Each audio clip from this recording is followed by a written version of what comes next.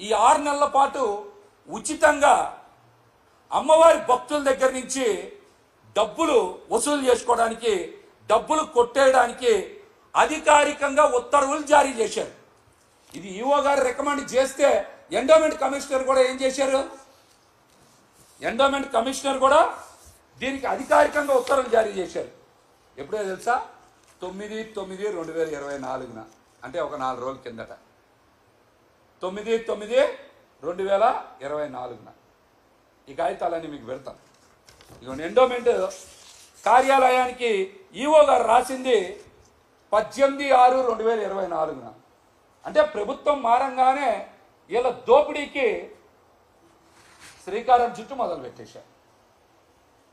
ఇదేది నా సొంతంగా మాట్లాడట్లా, అన్ని ఆధారాలతో వాస్తవాలు మాట్లాడుతున్నా. 6 నెలల పాటు అమ్మవారి ఆలయంలో పార్కింగ్ కాంట్రాక్టర్ బుద్ధా వెంకన్న గారి బినామీ మహేషో ఎవరో ఉంది అతని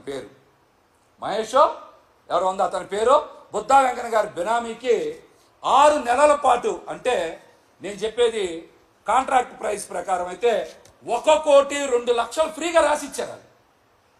1,02,00,000 ఫ్రీగా రాసిచ్చారు. లాభం ఎంత వస్తుందో నాకు తెలియదు. పైన 1,02,00,000 ఈ 6 నెలల్లో అమ్మవారి భక్తుల దగ్గర నుంచి వసూలు చేసుకోవడానికి అధికారికంగా ఉత్తర్వులు జారీ చేస్తారు. మీరు ఎవరు? అమ్మవారి ఆలయంలో ఫ్రీగా భక్తుల దగ్గర నుంచి డబ్బులు వసూలు చేసుకోమని అధికారిక ఉత్తర్వులు ఇవ్వడానికి అసలు మీరెవరు? మీకు ఏమి హక్కు ఉంది? ప్రభుత్వం మారంగానే దోపిడీ మొదలు పెట్టేశారు కదా మీరు. ఇక డేట్లు కూడా చెప్పే కదా, 18/6/2024 ఎండోమెంట్ కమిషనర్ గారు రిలీజ్ చేసిన ఆర్డర్ 9/9/2024. పోనీ టెండర్ నిబంధనలన్నీ చదవమంటారా? ఇందులో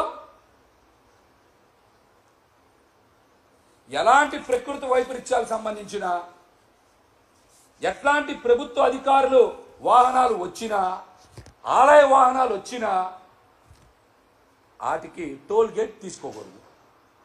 ఈ 6 నెలలు మినహాయింపు అంట ఎందుకు ఇచ్చారు తెలుసా మీకు? చాలా ఆశ్చర్యపోతారు ఈ మాట చెప్తే. ఈ 6 నెలలు మినహాయింపు దేనికి ఇచ్చారు తెలుసా? ఒకసారి అంట చీఫ్ జస్టిస్ గారు వచ్చారంట దర్శనానికి, హైకోర్టు చీఫ్ జస్టిస్ గారు వచ్చారంట, అందువలన కాంట్రాక్టర్ క్లాస్ వచ్చిందంట. ఇంకొకసారి గవర్నర్ గారు వచ్చారంట దర్శనానికి, అందువల్ల కూడా లాస్ వచ్చిందంట. నేను చెప్పట్లే ఈ మాటలన్నీ, ఇవన్నీ మన ఈవో గారు రాసినటువంటి లెటర్లో ఉన్నాయి. నేను చెప్పట్లే, ఇవన్నీ నా సొంత కవిత్వం, సొంత పైత్యమో కాదు. ఏంటి? హైకోర్టు చీఫ్ జస్టిస్ గారు వస్తే కాంట్రాక్టర్ క్లాస్ వచ్చిందంట. గవర్నర్ గారు వస్తే కాంట్రాక్టర్ క్లాస్ వచ్చిందంట. కొండ కింద రాళ్ళు జారిపడినాయి అంట, అందుకని లాస్ వచ్చిందంట. కొండ కింద మీరు తెలుసుగా జారిపడి, అందుకని లాస్ వచ్చిందంట. ఇదేంటి అంటే అధికారం మీ చేతిలో ఉంటే మీ ఇష్టానుసారం రాసేస్తారా? మీ ఇష్టానుసారం మార్చేస్తారా?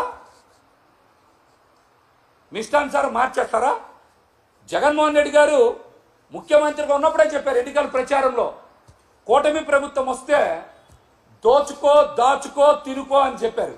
ఎవరన్నా విన్నారా ఆ మాట?